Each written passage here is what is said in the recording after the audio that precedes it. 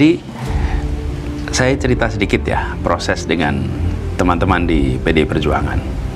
Bulan Mei yang lalu, Ketua DPD PDI Perjuangan itu menyampaikan keputusan dari DPD DKI Jakarta untuk mengusung Anies Baswedan. Jadi keputusan itu bukan saya diajak bicara, bahkan saya sampaikan pada Pak Aming, saya rasa hormat. Kenapa?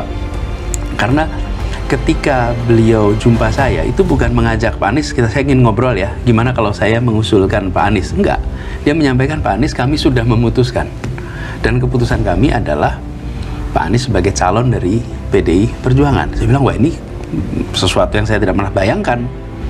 Sudah, dan kita sepakati semuanya. Kami usulkan kepada DPP. Informasi aja. Anies Baswedan membeberkan drama Pilgub DKI Jakarta yang sebelumnya diusulkan oleh 4 partai. Namun, jelang pendaftaran di KPU, keempat partai tersebut rame-rame meninggalkan Anies Baswedan. Partai Demokrasi Indonesia Perjuangan yang digadang-gadang menjadi kapal penyelamat bagi Anies Baswedan yang nyaris tenggelam, nyatanya lebih memilih mengusung kadernya sendiri, Pramono Anung dan Rano Karno. Padahal PDIP sempat dikabarkan akan mengusung Anies di saat partai-partai pendukung Anies meninggalkannya. Dukungan partai agar Anies maju di Pilgub DKI Jakarta ramai pada April-Mei lalu. Kala itu Anies belum memutuskan akan berkontestasi di pemilihan gubernur atau Pilgub Jakarta 2024. Namun, sebelah partai seperti Partai Keadilan Sejahtera, Partai Nasdem, dan Partai Kebangkitan Bangsa ancang-ancang memberikan sokongan. Bang Rano Karno di sini, dan dia bercerita berbincang 2 jam dengan Anda di hari Senin itu. Apa yang terjadi pada hari itu? Kalau yang terjadi pada saya bisa memberikan informasi yang saya saksikan dan saya alami. Yang saya saksikan, saya alami, saya bersama dengan Pak Rano Karno.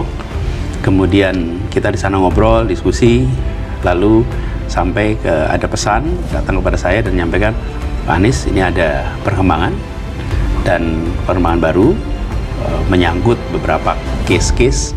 Jadi kita tunggu dulu sampai case-case yang sedang dimunculkan waktu itu bisa dikendalikan. Case-case apa tuh maksudnya? Kelihatannya case-case hukum ya, tapi ada case-case yang membuat ini harus dikelola dulu, dan sesudah itu baru nanti saya dikabarin. PKS misalnya, dalam rapat Dewan Pimpinan tingkat wilayah telah menyepakati akan mengusung Anies sebagai calon gubernur DKI Jakarta 2024. Keputusan itu diambil setelah penjajakan dengan mitra koalisi perubahan di Pilpres 2024, yakni Partai Nasdem dan PKB. Kesepakatan bahkan sudah dilaporkan ke Dewan Pimpinan Pusat PKS. Sementara Partai Nasdem juga menginginkan Anies kembali maju. Bahkan Nasdem mengatakan Anies merupakan kandidat unggulan yang diusung partainya sebagai bakal calon gubernur DKI Jakarta pada Pilkada 2024. Sementara Anda datang hari Senin itu dengan tujuan apa, Mas Anies? Tentu atas undangan. Saya kan nggak mungkin datang ke kantor DPP tanpa ada undangan. Jadi saya datang ke situ, saya menghormati, tapi juga saya ingin tegaskan bahwa undangan itu spesifik untuk apa? Karena kan kita tahu pada saat itu agendanya adalah pendeklarasian kader-kader PDIP yang diusung menjadi calon kepala daerah. Apakah itu bagian dari undangan yang ditujukan ke Anda? Ya. Jadi undangannya pada waktu itu untuk bertemu dengan Ibu Megawati, Ketua Umum Partai Perjuangan, PDI Perjuangan. Kemudian pertemuannya tidak terjadi. Saya di sana dengan Pak Rano Karno sampai semua selesai. Dan kemudian saya selesai di situ kembali. Jadi proses pengumuman saya tidak ikut. Dalam proses pengumuman itu saya pulang dan nanti akan dikabarin lagi, begitu. Selain itu, PKB juga pernah menyatakan Anies yang merupakan capres usungan mereka di Pilpres 2024 dalam koalisi perubahan tetap masuk bursa untuk diusung sebagai calon gubernur Jakarta. Setelah menimbang, Anies Baswedan akhirnya menyatakan bakal maju di Pilgub Jakarta. Namun asa untuk Anies meredup setelah Partai Nasdem dan PKB bergabung dengan Partai Koalisi Indonesia Maju. Anda tidak sempat bertemu Bu Mega? Tidak. Selama proses drama pilkada ini, apakah Anda pernah bertemu langsung dengan Bu Mega? Belum. Saya ingin konfirmasi, apakah memang ada syarat dari PDI Perjuangan, siapapun termasuk Anda begitu yang akan diusung menjadi calon kepala daerah harus menjadi kader PDI Perjuangan? Sama sekali tidak pernah.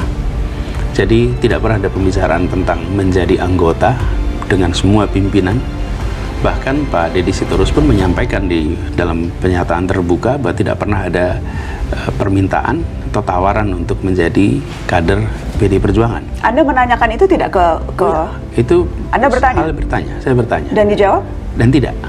Jadi ini sebabnya saya sampaikan, bagi mereka yang terlibat di dalam proses yang sangat dalam, pasti tahu itu bukan isu.